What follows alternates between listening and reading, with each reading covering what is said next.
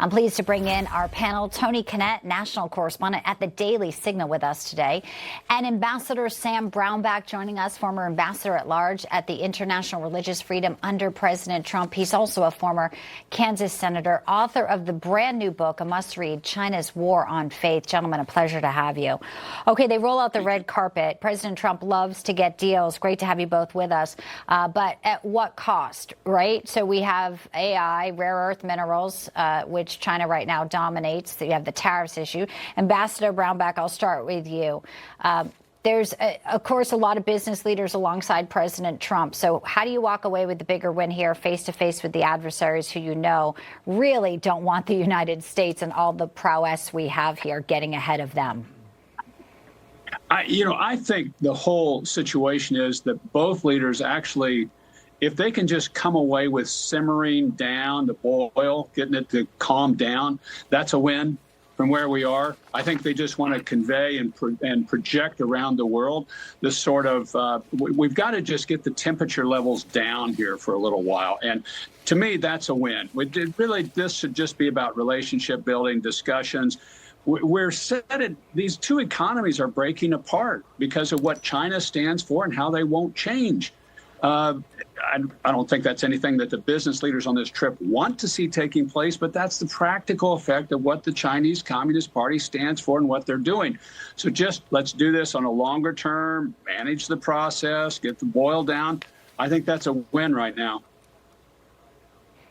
You know, I really like the sound of that. It sounds very diplomatic as well, from your expertise as well as an ambassador. And, you know, this is sort of the whole world watching, including Iran. So I'll kick this over to you, Tony. A little bit of President Trump's statements that, of course, Iranian officials and whatever's left in the regime there are listening to when it comes to pressure, perhaps they want China on G. And President Trump kind of pulled back a little bit, and this is his take.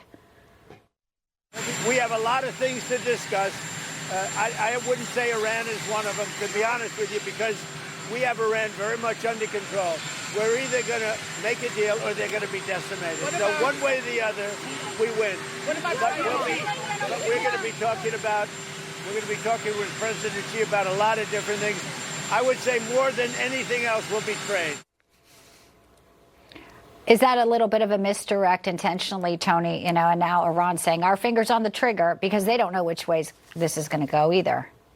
I don't think it's as much of maybe a misdirect as it's the president of the United States making it clear that whatever President Xi wants out of Pakistan, as Xi has been getting his way regarding the Pakistani government, or in the Iranian situation in general, Xi doesn't get to call the shots. And that's a very bad news for the Iranian regime. Trump dictates the plan, dictates the power that actually flows through the region here. And we can see in the entire facilitation of diplomatic offers, we can see through the military holding, the blockade in the Strait of Hormuz, China's hurting here almost as badly as India is. And so the oil prices, as they continue to decimate China, that strategic petroleum reserve that China was supposed to have is really coming up a lot more empty than expected. I know, very surprising a communist regime would lie. So the issue for China here is that they really need the United States to calm things down.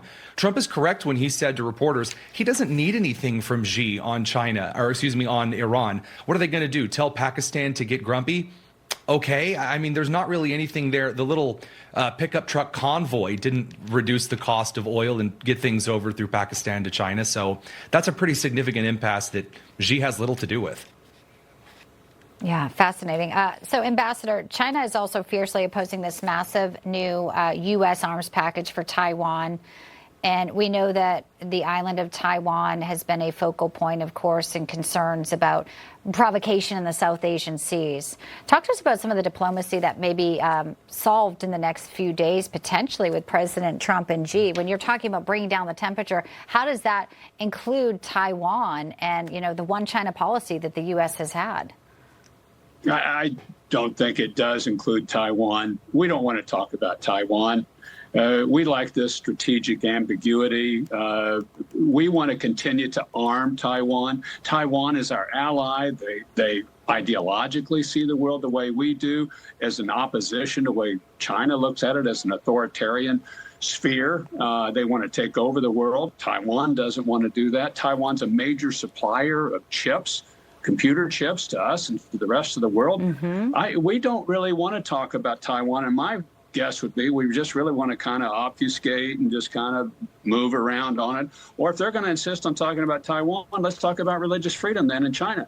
Let's talk about what you're doing in Tibet. Let's talk about what's happening to the Christians and raise people like Jimmy Lai and Pastor Ezra Jin up to them. I think this is one of those, when they talk Taiwan, then we should say, okay, then let's talk about Jimmy Lai and Pastor Ezra Jin and the religious persecution that's going on in your country. Yeah, it's interesting because President Trump in the Oval Office said Monday that he would discuss the U.S. arms sales with Taiwan. He says, I'm going to have that discussion. President Xi, as you rightly say, Ambassador, would like us not to, and I'll have that discussion. So obviously there's, questions about that. And pick up on some of the things that the ambassador was saying about some of the persecution that's going on. And that also is another delicate part of all of this diplomacy. If we're aiming, or the goal is to kind of have optics here where this comes out as positive, that certainly would be a very dark cloud over this summit.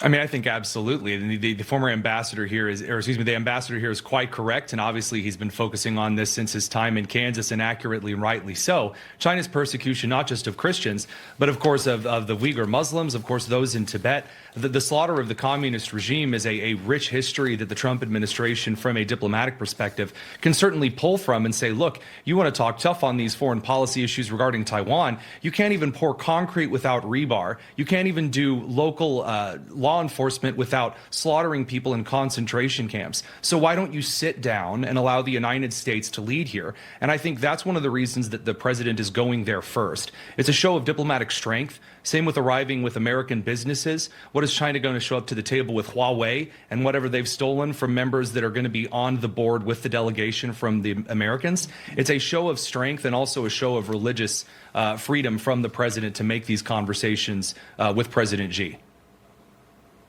Obviously, we await more headlines from this moment as it kicks off later this evening. Final thoughts, Ambassador, though, to you about some of the economic woes here back at home, and polling that shows people are really dissatisfied with the price of gas, the price of food, serious concerns as well with the inflation numbers that came out. How do you square that with what the administration's message has been, which is just hold on, things are going to get better soon?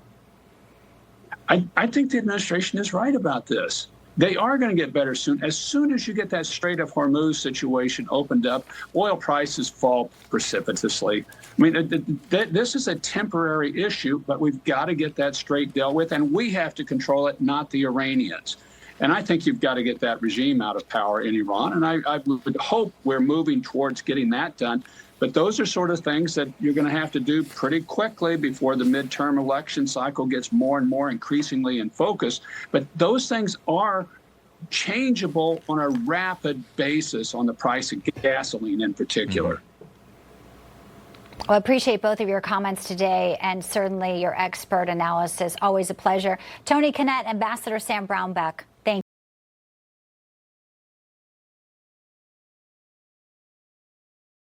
On Bianca.